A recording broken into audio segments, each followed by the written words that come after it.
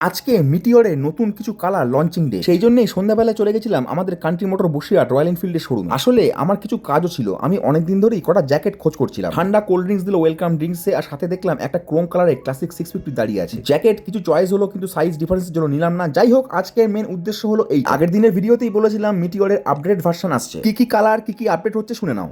তার মধ্যে দুটো গাড়ি এখানে রাখা আছে, একটা হচ্ছে সুপারনোভা ব্ল্যাক আর একটা হচ্ছে স্টেলার মেরিন। এই গাড়িগুলোতে নতুন যেটা হচ্ছে স্লিপার ক্লাচ আছে প্রত্যেকটা গাড়িতে, আর যেটা আছে সেটা হচ্ছে ফাস্ট চার্জিং আর এলইডি লাইটিং সেটআপ, যেটা আগে মেটিওরে ছিল এখন মানে ইন্ডিকেটারগুলো এলইডি আছে, হেডলাইটগুলো এলইডি আছে। তারপর আসুন আমরা গাড়িটা আনবিল করি। দেখা যাক রয়্যাল এনফিল্ড মিটিওরে নতুন দুটো কালার।